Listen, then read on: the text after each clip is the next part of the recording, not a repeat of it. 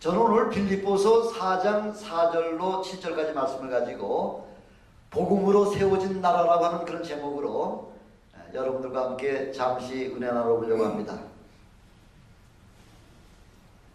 우리 대한민국을 바라보는 외국인들의 시각이요, 우리 대한민국은 참 불가사의한 나라다 이렇게 생각한다는 거죠.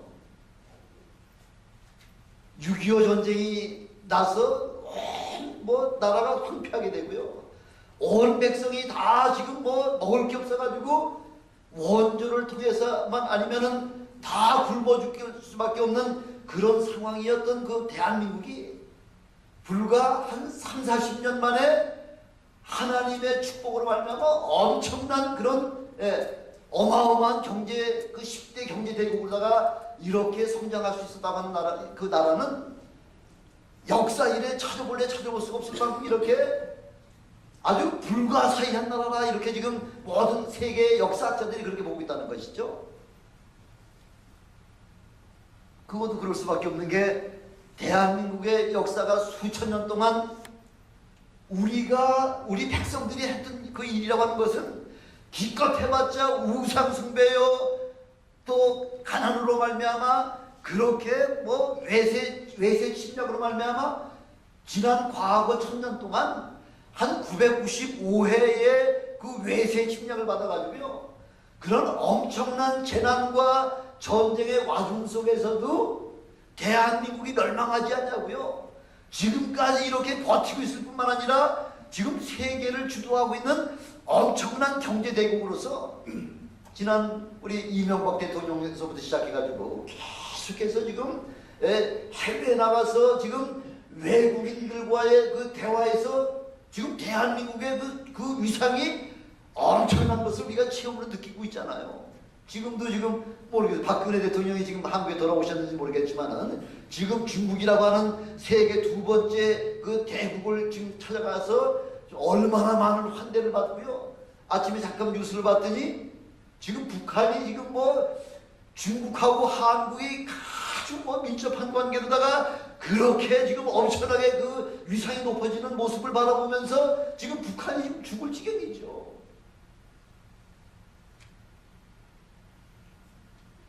이렇게 된 그 모든 그 지난 수십 년간의 한국의 역사를 바라보면서 이 한국은 막 불가사의한 나라라는 거죠.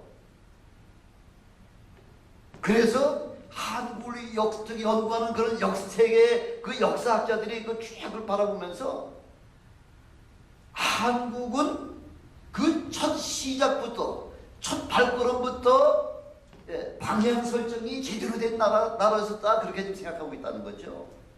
그 방향 설정이 뭐냐는 거죠.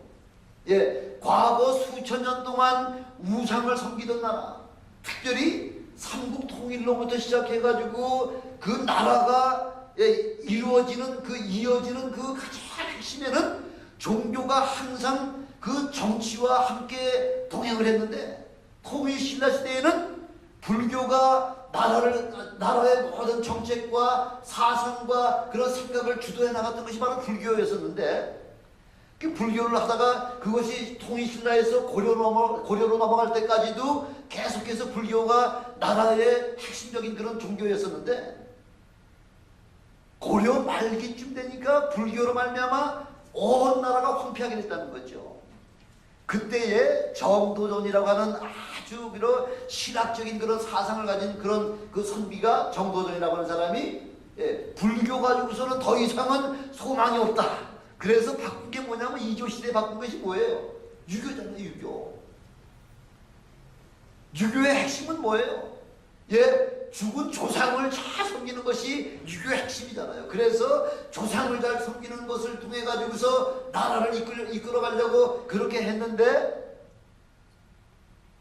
2조 마력쯤 돼 가지고서 그 많은 젊은 지금 청년들이 보니까 이 유교만 가지고서는 도저히 나라가 바로 세워지지 못하는 그 사실을 깨달았다는 거죠. 그래서 1896년에 이승만이라고 하는 한 청년이 그 당시에 23살이나 24살쯤 됐는데, 1896년에 이승만이라고 하는 청년이 배제학당에 들어갔다는 거죠. 배제학당에 들어간 그 목적이 뭐냐면 영어 배우려고. 영어를 배제학당에서는 외국 선교사들이 들어와서 지금 영어를 가르치고 있다고 하는 그 소식을 듣고서 배제학당에 입학한 그 목적이 뭐냐면 영어 배우려고 들어갔다는 거죠. 그 영어 배우려고 들어갔는데, 얼마나 이승만이라고 하는 청년이 얼마나 똑똑했는지, ABCD도 모르고 그 배지학당에 들어갔는데 6개월 만에 영어를 마스터했다는 거죠. 여러분, 6개월에 영어 마스터할 만한, 요즘같이 뭐 회화록도 있는 것도 아니고요, 영어 사전이 있는 것도 아니고, 그런 상황 속에서 그 선교사들과 그 영어 시간에서 영어 배우는 그 6개월 만에 영어를 마스터해가지고서 한인 최초로 영어 선생님이 됐다는 거죠. 저는 30년이 넘어도 영어로다가 설교를 하라고 하면 못하는데요. 근데 이 이승만이라고 하는 청년은 6개월 만에 영어 선생이 됐고요. 졸업할 때 전교에서 수석을 해가지고 영어로다가 졸업 연설을 했다는 거죠. 이 가운데 아마 그 정도 실력 가지고 계신 분이 계시면 한번 손 한번 들어보십시오. 아마 그 대단할 겁니다.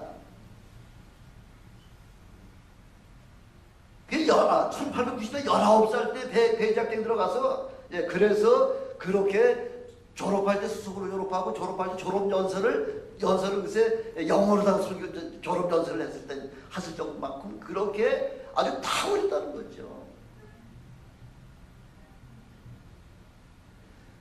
근데 이승만 씨가 그 배지학당에 들어가서 그 공부를 영어는 이제 습득을 했는데, 선교사들이 그 채플 시간에 그 가르쳐주는 그 성경 말씀을 들어보니까 이건 완전히 100% 사기꾼들이라는 거죠. 사기꾼들. 말같지도 않은 걸 갖다 그렇게 하나님 말씀이라고 하면서 가르치더라는 거죠. 그래서 이 이승만 씨가 자기 어머니한테 가서 뭐라고 얘기하냐면요, 어머니 학교 가니까 이 기독교라고 하는 그 선교사들이 와가지고 기독교라고 하는 그 성경을 가르치는데 이건 완전히 100% 사기꾼들입니다. 이 백성들을, 한국 백성들을, 그렇게 거짓말을 시켜가지고서 완전히 우민을 만들어가지고, 어리석은 자들을 만들어가지고서 결국은 그 선교사를 통해서 미국이 한국을 식민지로 만들려고 이렇게 완전히 좀 사기치고 있습니다. 해가지고 아주 100% 성경을 안 믿었다는 거예요, 성경을. 근데 양녕대군요, 그 양녕대군이 이승만 씨의 16대 조상이라는 거죠. 양녕대군요. 근데 그 양녕대군 그 5대조 이후부터는 집안이 다 몰락을 해가지고서 엄청나게 어렵게 살았다는 거죠. 그래서 그 젊은 시절에 너무 어렵게 살아가지고, 그래서 배제학당에 들어가서 그 3년 동안 공부를 하면서 깨달은 게 뭐냐면, 성경은 100% 거짓말이고, 그러나 외국 유럽을 중심으로 해서 저 미국에 있는 그 모든 그 선진 그 외국에 잘 사는 나라들을 바라보니까 모든 사람들이 뭐를 갖다 주장을 했느냐면 기독교를 갖다 믿었다는 거예요. 기독교를 믿고서, 그리고는 그래서 그 기독교를 또 통해서 그렇게 잘 산다고 하는 것을 갖다 그거 하나는 깨달았다는 거죠. 비록 성경은 지금 믿지 못하고 있지만은, 기독교가 나라를 부흥하게 만드는 그 바로 핵심이 바로 그 기독교구나 하고서 그 종교는 그거를 인정을 했다는 것이죠. 그래서 이승만이가 제일 중요한 것이 뭐냐면은 이 황제 제도에 모든 제국주의의 제도를 갖다 그걸 타파하고 뭘 했느냐면 서구의 모든 나라가 민주주의를 하고 있다는 거죠. 민주주의. 우리도 민주주의를 해야 되겠다 해가지고서 그때부터 이제 계속해서 고종황제는 물러나고 우리나라도 민주제도로다가 바꿔야 된다 하고서 계속 외치고 다녔다는 거죠. 사방에 다니면서 그렇게 그렇게 연설하고 다녔다는 거죠. 설교는 아니지만은 연설하고 다녔다는 거죠. 그래서 고종 황제한테 밑보여가지고 그래서 지명수배가 됐는데 그 이승만 씨가 어디 숨어 있었냐면은 선교사 집에 숨어 있었다는 거예요. 선교사의 그 집에 숨어 있는데 그 선교사가 옛날 뭐 한국에 온 선교사들은 선교사 겸 뭐예요? 의사죠, 의사. 예, 그래서 마침 어떤 12살 먹은 소년이 지금 죽어가고 있는데 선교사님 빨리 와서 우리 아이도 살려주세요 하는 그런 전가를 받았다는 거죠. 가서 고쳐주고 뭐 이야기하려고 하니까 뭐가 필요하겠어요? 통역이 필요하잖아요. 통역이 필요한데 영어를 잘하고 영어와 한국말을 잘하는 사람을 데려가야 되겠는데 찾아보니까 지금 지명수배 받은 이승만 씨 외에는 아무도 영어를 통역할 수 있는 만한 그런 실력을 가진 사람이 없어가지고 그래서 걱정을 하고 있는데 이승만 씨가 내가 통역하겠습니다. 당신은 지금 지명수배 받고 있기 때문에 위험해서 안 된다. 그러면 괜찮으면 내가 한번 가보겠습니다 해가지고서 그래서 선교사를 따라서 그 12살 먹은 그 아이가 막 죽어가는 거기 갔다가 체포돼가지고서 형무소에 들어갔다는 거죠. 근데 그 당시에 아주 가장 악질적인 그런 죄를 저지른 사람들마다 가는 곳이 어디냐면은 한성형무소라는 한성형무소. 한성형무소 안에 들어가서 저 옥고를 치르고 있는데 아주 이 이승만이는 아주 중죄인으로다가 사형 언도를 받아가지고 목에 우리 옛날 우리 감옥에 보면은 그 칼날로 이렇게 해가지고서 칼로다가 이렇게 목을 차고 있는 거 있죠. 예, 목에다가는 그 칼로다가 된 그 형틀로다가 목을 감고 있고요. 손은 수갑에 처해 있고요. 발은 꼭 묶여가지고서 그 있는 장소가 0.28평이에요. 0.28평. 이승만 씨가 좀 주거할 수 있는 움직일 수 있는 그 지역이 0.28평이라고 하는 건 가로 세로 85cm라는 거예요. 85cm. 그러니까 낮에는 꼼짝 못하고 뒤로놓지도 못하고요. 아니 사방 85cm니까 거기서 뭘 하겠어요? 목에는 칼로다가 지금 목은 칼로다 둘러져 있죠. 손은 수갑으로다 채워져 있지. 발은 꼭 묶여 있지. 풀려날 때는 언제만 풀려나냐면 밤에만 풀려난다는 거예요. 밤에만. 뭐 때문에? 밤에 끌고 가서 고문하려고요. 고문할 때만 이 목을 풀어주고 수갑을 풀어줘가지고 그냥 하는데 이승만 씨가 그 붓글씨를 그렇게 잘 썼잖아요. 그래서 네가 붓글씨 잤어 해가지고서 망치로다가 그냥 손을 들이다 내리 찍어가지고서 손을 다 망가뜨리게 만들고요. 밤마다 나가서 그 고문을 하는데 어떤 고문을 하냐면 옷을 다 벗겨가지고서 성적으로 아주 그렇게 그냥 그렇게 수치심을 가질 수 있는 그런 형벌을 많이 줬다는 거죠. 나올 때 이제 돌을 입고 나와서는 또 형틀에 또 꼼짝 못하게 있는데 견디다 못해서 뭐를 요구를 했냐면은 그 선교사한테 성경책을 좀 그 감옥 안에 좀 성경을 좀 넣어달라고 부탁을 했다는 거죠. 그 성경을 보내왔는데 성경을 뭐 손가락이 있어야지 손가락으로다가 성경을 남기고 자시고 갔죠. 그래서 앉아있는 바로 그 옆에다가 성경책을 놓고요. 누가 옆에 있는 사람이 성경을 넘겨주기 전에는 성경을 보지 못했다는 거죠. 움직이지 못하니까. 그래서 성경 좀 넘겨주세요 하고 옆에 있는 사람한테 부탁을 해가지고 성경을 넘겨주면은 그 다음 장을 넘어가고요. 만약 안 넘겨주면은 이 보이는 장을 계속 읽고 또 해가지고 성경을 아주 완전히 다 완전히 암기 다 해버렸다는 거죠. 그래서 성경을 완전히 66권의 성경을 다 암기할 정도로 다 이렇게 머리가 뛰어났었다는 거죠. 그러고 나니까 사람들을 계속 감옥에 지금 들여놓는데 어떤 사람이냐면 반정부 하다가 불려 들어온 아주 대한제국의 아주 엘리트들이 계속해서 그 감옥 안에 들어오더라는 거죠. 그 성령 충만한 사람이 성령 은혜 받은 사람이 할 게 뭐냐는 거죠. 성경은 이미 창세기부터 요한계시록까지 꿰뚫은 사람인데, 근데 1899년 1월 달에 그렇게 성경은 완전히 저 사기꾼들이 그 한국 나라를 집어삼키려고 한 사기꾼들이 그렇게 만든 그런 성경책이라고 생각했는데, 어느 날부턴가 성경을 읽다 보니까 성경에서 예수님이 걸어 나오는 모습을 그 환상을 봤다는 거죠. 근데 예수님께서는, 근데 이승만 씨가 고문을 받는데, 제일 제일 힘든 고문이 이 방울 가지고서요, 손톱 밑에 가서 푹 찌르는 그 고문을 할 때가 제일 고통스러웠다는 거죠. 근데 보니까 예수님은 가시면류관에다가 머리에다가 푹 눌러 씌워가지고서 온 얼굴에 온 몸에 피투성이가 있다는 그거를 성경을 읽다 보니까 그 성경 구절이 나오더라는 거죠. 아, 예수님은 나는요, 손톱 밑에 바늘에다 찌르는 그것 때문에 그렇게 고통을 받았는데, 이 예수라고 하는 분은 나보다 더 큰 고통을 받았구나. 그걸 깨달았다는 거죠. 그게 깨달아지더라는 거죠.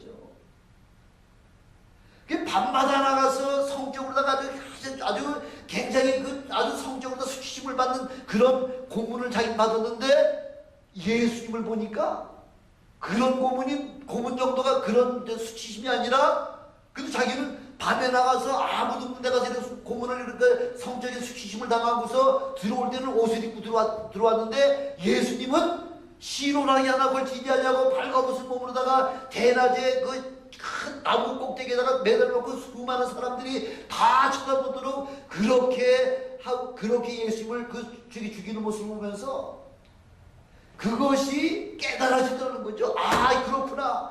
예수님은 바로 살아계신 하나님의 아들이시구나. 이거 깨달아졌다는 거죠.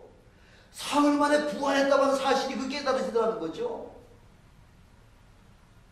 그렇게 성경 선교사들은 다 100% 사기꾼들이요, 허황된 거짓말을 해가지고 사람들을 우매한 백성들을 갖다가 속이는 그런 사기꾼들인 줄만 알았었는데, 성경을 읽다 보니까 그 말씀이 하나님의 말씀이요, 바로 살아계신 바로 역사가 나 자신을 통해서 그렇게 은혜가 넘쳐더라는 거죠. 그래서 1899년 1월 달에 비로소 성경이 하나님의 말씀인 것이 깨달아지면서 하나님 앞에 기도했다는 거죠. 그렇구나. 성경 말씀은 1.1획도 오류가 없는 완벽한 하나님의 말씀이다 하는 것이 이승만 씨가 체험 간증을 하면서 제일 먼저 하나님 앞에 기도한 게 뭐냐면, 하나님, 이 민족과 이 나라를 예수 그리스도의 복음으로 말미암아 구원시켜 주시옵소서. 이게 이승만 씨가 그 은혜 받고 난 이후에 제일 처음 하나님 앞에 기도한 기도 제목이었다는 거죠. 1899년 1월 달부터 시작해가지고서 하루도 빠짐없이 이 민족과 이 나라를 구원해 주시옵소서 하는 것이 이승만 씨의 끊임없는 기도가 자기 죽는 그날까지, 백 년 가까이 그렇게 기도를 했다는 거죠. 91살에 이제 그분이 돌아가셨지만요.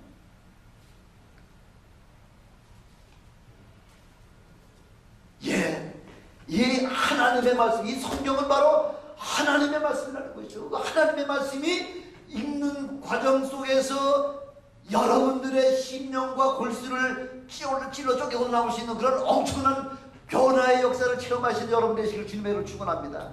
이거보다 큰 축복이 없죠.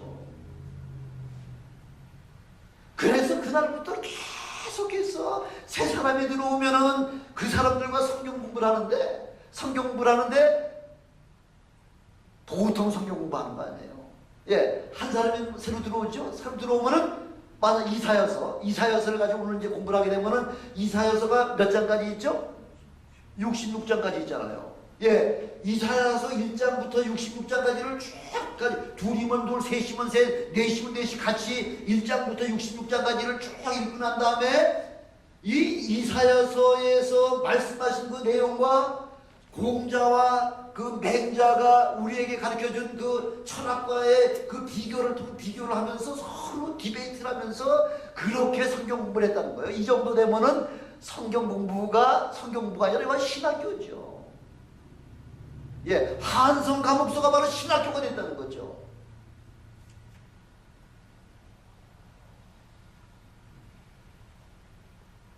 지금 한 사람 한 사람이 지금 이승만 씨에 의해 가지고서 변화를 받아 가지고서 이제 사형 집행을 당하는데, 이승만 씨가 제일 먼저 들어왔는데도 불구하고 사형 언도를 받았는데 집행은 지금 제일 늦다는 거죠. 왜냐하면은 이승만 씨가, 제가 처음에 누구라 그랬죠? 이승만이 조상이 누구라 그랬죠? 양녕대군 16대 손이잖아요. 그래서 왕족이기 때문에 그 사형 집행을 조금 늦춰준 거죠. 그 죽어나가는 사람이, 예, 마지막 죽을 때에 그걸 뭐라 그러나요? 목 치는 사람을 뭐라 그랬죠? 그 옛날에 목 치는 사람을 뭐라 그래요? 목 잘라가 죽이는 사람을, 그 형무소에서. 예.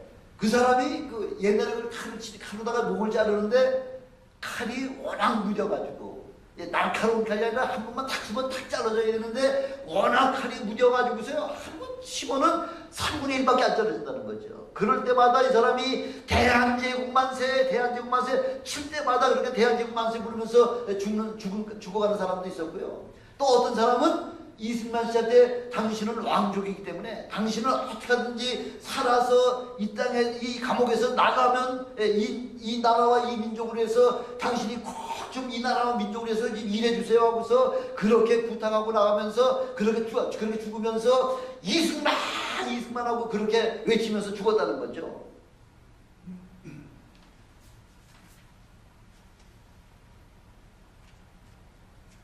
이승만 대통령이 1899년 1월 달에 예수 그리스도를 체험하자마자 그 순간에 감옥에 갑자기 아주 엄청난 그 밝은 빛이 그 감옥 안에 쫙 비춰오면서 그렇게 하면서 그 마음에 그냥 평안과 기쁨과 감사가 그냥 넘치는 체험을 했다는 거죠.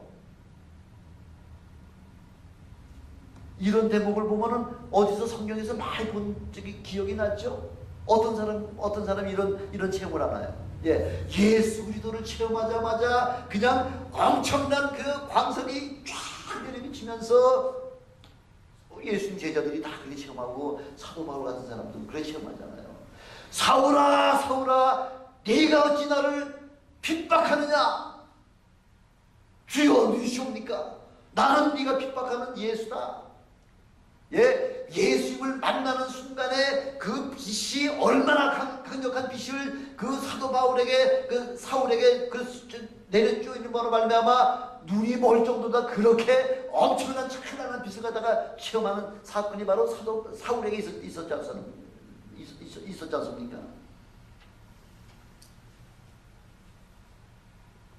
이렇게 이승만 씨가 말씀으로 말미암아 회심을 하고 나니까, 그러고 나니까 막 그냥 역사가 나타나기 시작하는데 선교사들이 그 나라에다가 상소를 해가지고 이 사람을 좀 살려주세요 하고서 사형을 시키지 말라고 상소를 하는 바람에, 그 성령을 체험하고 나니까 하나님께서 얼마나 강권적으로 역사하는지 사형에서 뭐로다가 바뀌었냐면 무기징역을 바꾸고요.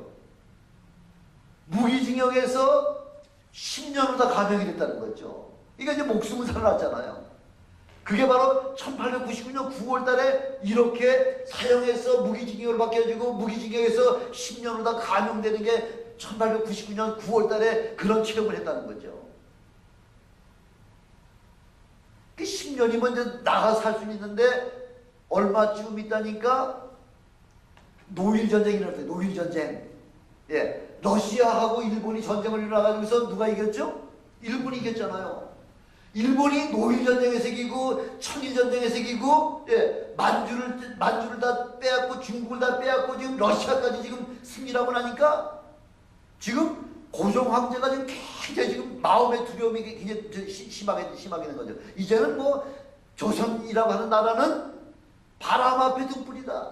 예, 풍전등화같이 됐을 때에 누가 영어 잘하는 사람 없느냐? 왜? 그 당시 미국이 제일 최대 강국이었기 때문에 미국에 가서 우리 조선의 그 상황을 좀 자세하게 얘기해 주고서 우리나라를 좀 도와줄 수 있는 그 일을 위해서 미국에 가서 밀사다가 지금 파견에 대해 사람이 하나 있는데 누구 영어 잘하는 사람 없느냐?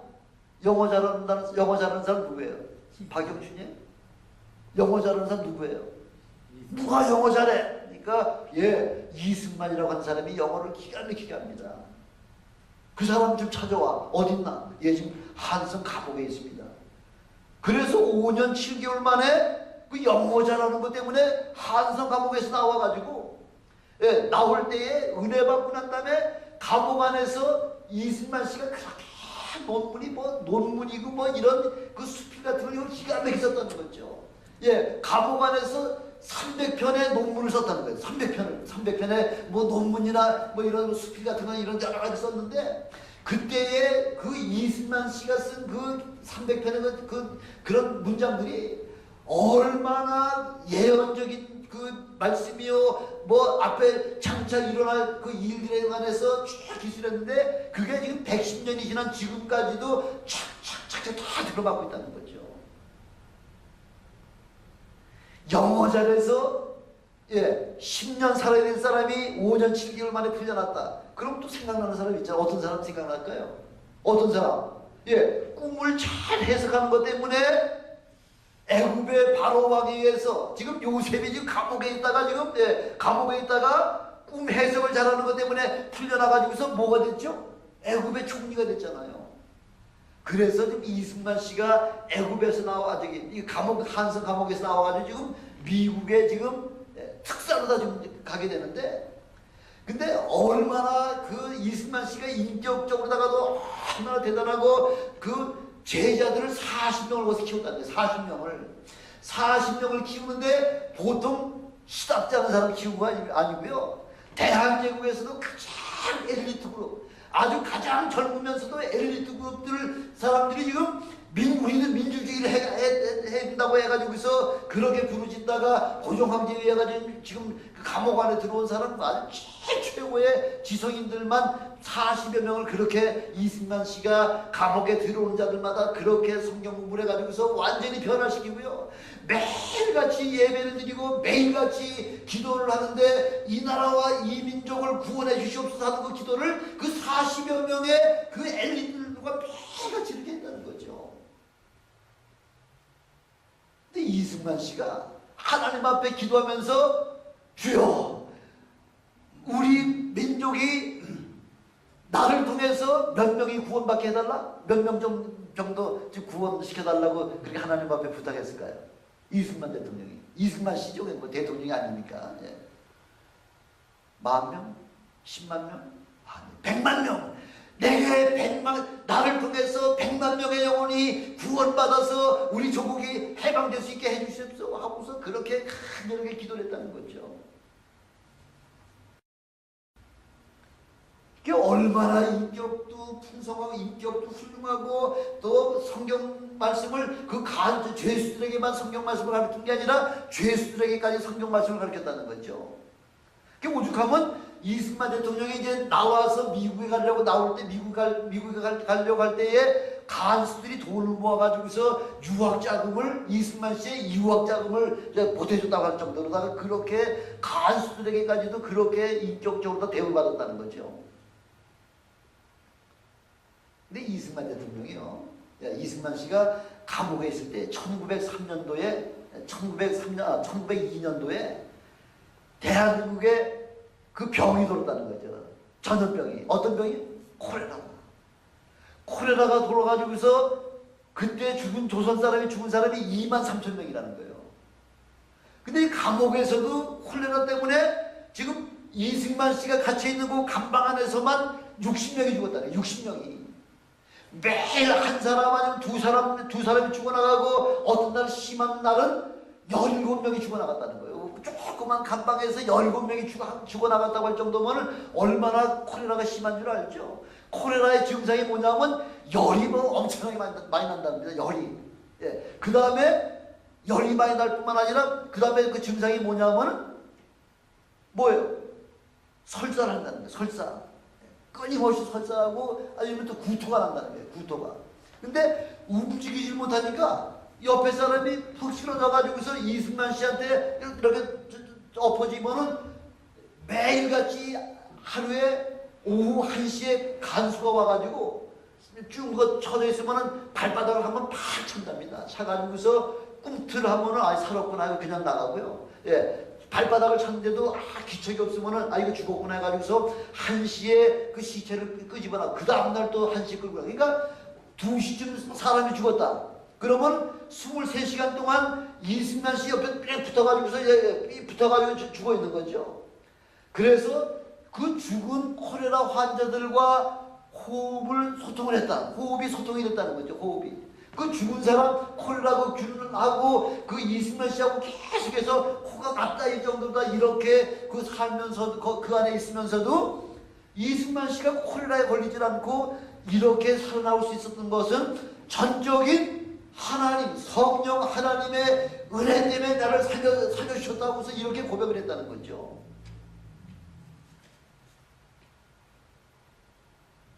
이승만 씨가 그 안에서 글을 썼는데 어떤 글을 썼냐면 우리나라에 그 당시에는 산업이라고 하는 산자도 없던 그런 시대에 기껏 해봤자 우리나라는 농사만 짓고 먹고 살던 그런 시대에 이승만이가 뭘 썼냐면 우리나라에는 배를 좀 많이 만들어가지고 배를 좀 큰 배를 많이 만들어 놓고 또 물건을 많이 만들어서 그 배에다 싣고서 온 세계 다니면서 그렇게 장사를 해야지 대한민국은 먹고 산다. 그거를 그렇게 벌써 지금부터 1899년 지금부터 110년 전에 그렇게 이승만이가 그렇게 외쳤다는 거죠.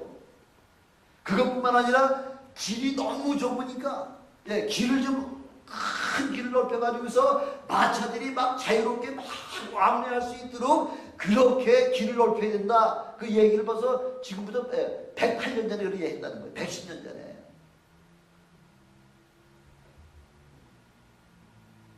이승만의 철학이 뭐예요? 우리나라도 배를 좀 많이 만들고 상품을 많이 만들어가지고서 수출하고 무역해야지 먹고 살고 또 도로를 넓게 만들어가지고 고속도로 만들어서 그렇게 유통이 자유로워야지만 나라 경제가 부흥한다는 사실을 110년 전에 이미 설파했다는 거죠. 이 정도의 그 철학과 사상을 가지고 있는 자가 대한민국의 초대 대통령이 됐다는 거죠. 그리고 마지막 이승만 씨가 얘기한 것이 세 번째가 뭐냐면 조선이 살 길은 예수를 믿는 것입니다. 이거 선포해달라. 이거 제일 중요한 거죠. 산업도 발전을 시켜야 되고 길을 넓혀야 될 뿐만 아니라 마지막으로는 조선이 살 길은 예수를 믿는 것밖에는 다른 방법이 없습니다. 예수를 믿으면 뭐라고 지금 이승만 씨가 얘기하냐면요. 지금 110년 전 얘기예요. 110년 전에.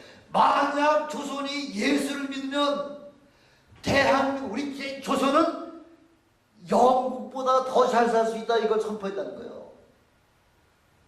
말 같은 말이에요. 그 당시 영국은 전 세계의 4분의 1을 지배하고 있었잖아요. 영국은 해가 지지 않는 나라라고 이렇게 엄청나게 지금 영국이 온 세계를 다 지배하고 있을 만큼 이렇게 엄청난 그 대영 제국을 향해서 만약 조선이 예수를 믿으면 영국 대영 제국보다 더 잘 살 수 있습니다. 이거를 110년 전에 선포했다는 거죠. 다들 저 이승만이 미친놈이다. 미친놈. 말 같지도 않은 얘기를 해야지 그런 얘기를 했는데 지금 2011년에 지금부터 2년 전에 2000년 이승만 씨가 그 선포한 예수 믿으면은 조선이 예수를 믿으면은 대영 제국보다 더 잘 살 수 있다고 하고 그렇게 선포한 지 108년 만에 2011년도에 대한민국이 비로소 영국의 그 경제 그 물동량 수준보다도 더 오버했다는 거죠. 따라냈다는 거죠. 108년 만에 그 일이 성취가 됐다는 거죠. 여러분 이렇게 예수 그리스도의 믿음 안에 들어와서 믿음 가지고 선포하는 이야기면 우리 하나님은 반드시 그 믿음의 선포는 우리 하나님이 들으시고 응답하시는 그런 하나님을 체험하시는 여러분 되시길 주님의 이름으로 축원합니다. 바로 감옥에 있는 5년 7개월 동안 그 감옥은 감옥이 아니라 한성 제일이 아니라 그 40여 명의 그 엘리트들이 말하기는 은혜를 받고 난 다음에 그 한성 감옥을 뭐라고 이야기했냐면요.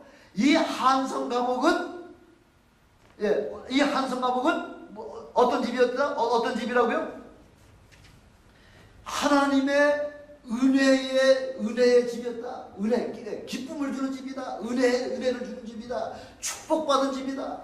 브레싱 하우스라고 그렇게 이름을 붙였다는 거죠. 한성 감옥소가. 한성 감옥소가 믿지 아니할 때는 세상의 범죄자들을 가져다가 온갖 학대를 하고 결국은 죽어서 나갈 수밖에 없는 그 장소가 그 믿음의 사람이 그 가운데 있게 되니까 바로 그 한성 감옥은 바로 뭐가 됐다고요? 바로 셰프이 됐다는 거예요. 예배당이 됐다는 거죠. 바로 세일 그룹이 됐다는, 세일 처치가 됐다는 거죠. 그곳에서 어떤 사람이 그 이승만 대통령의 수제자가 됐냐면요. 여러분 월남 이상제라고 하는 건 아시죠? 월남 이상제, 그죠? 대한민국 대한민국 초기에 제일 위대한 사상가요, 그 철학가요, 그 다음에 신앙가요, 월남 이상제. 아주 재정에 대해서 뛰어난 사람이잖아요. 그 사람이 누구의 제자라고요? 이승만 씨의 그 바이블 스터디 제자가 바로 그 월남 이상제예요. 그게 바로 그 감옥이 그렇게 바로 세일 처치가 됐다는 거죠.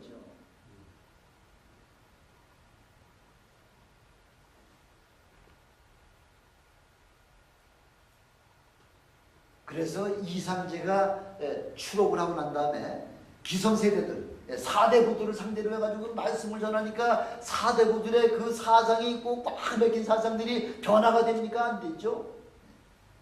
그래서 도저히 나이 많은 사람들은 도저히 이게 복음 전도가 안 되겠다 싶어가지고서 그래서 만든 기관이 뭐냐면 YMCA를 만든 거예요. YMCA. 대한민국 제일 최초다가 YMCA를 만들어가지고 젊은 청소년들을 모아가지고서 하나님의 말씀을 선포하면서요. 그 아이들을 그 크리스천으로다가 변화해가지고서 한국을 개조시키고 변화시키는 일에 그 일을 위해서 월남 이상제 선생이 그렇게 귀한 사역을 감당하면서 그 월남 이상제의 가정은 바로 양반집인데요.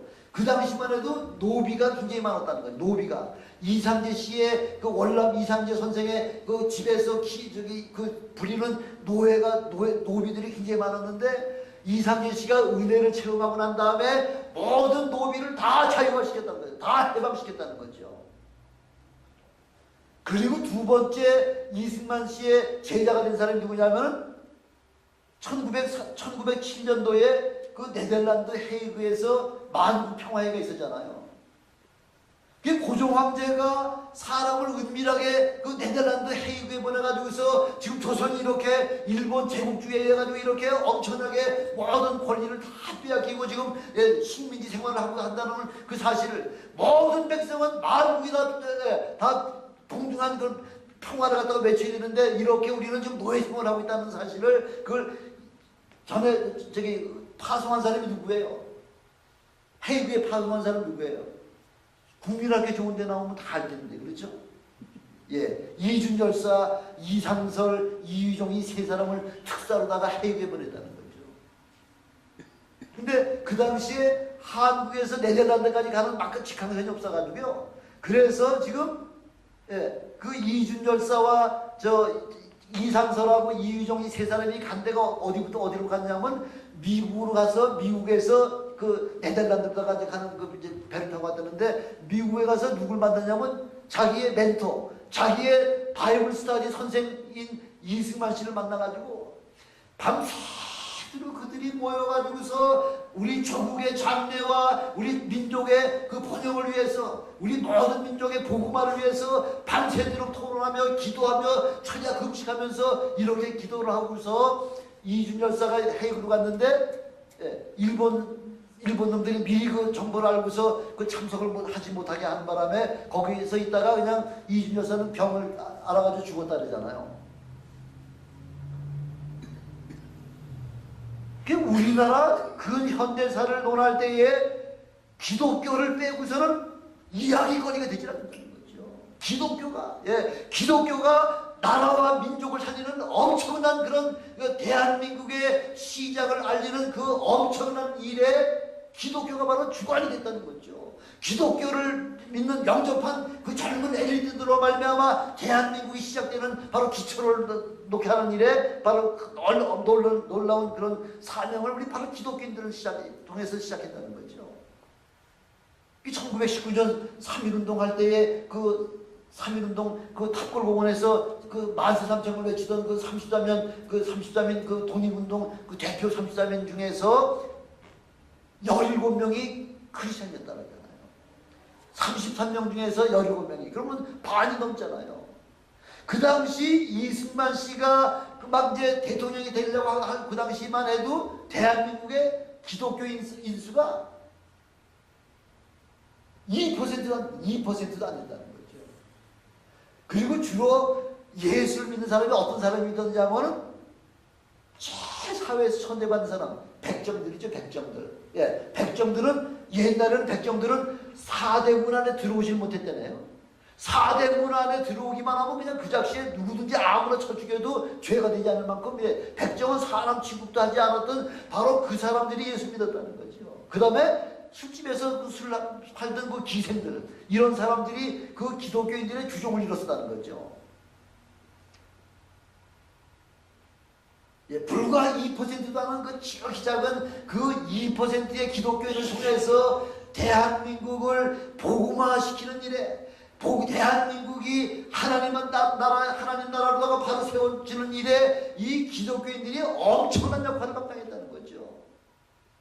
나머지 부분은 제가 다음 주간에 다시 한번 그렇게 대한민국 그 축복받은 대한민국의 그 놀라운 그 구원의 역사를 하나님의 섭리를 제가 다시 한번 다음 주 아니면 그 다음 주를 통해서 그렇게 해서 복음으로 세워진 나라 이 대한민국에 대해서 참 다시 한번 이렇게 마지막으로 한 번 더 말씀을 나눠드리고, 그래서 우리의 믿음의 긍지를 갖는 그런 위대한 믿음의 사람들이 될 수 있도록, 그래서 이 주님의 마음교회야말로 많은 사람이 필요한 것이 아니라 비록 한두 사람이라고 하더라도 하나님 앞에 헌신되고 하나님 앞에 믿음으로 살려고 헌신된 사람 하나를 통해서 세상을 변화시키고 우리 대한민국뿐만 아니라 온 세상을 변화시키는 그 위대한 그 복음의 반열에 바로 저와 여러분들이 쓰임받는 그런 모든 그런 신실한 주의 종들이 되시기를 다시 한번 주님의 이름으로 축원합니다.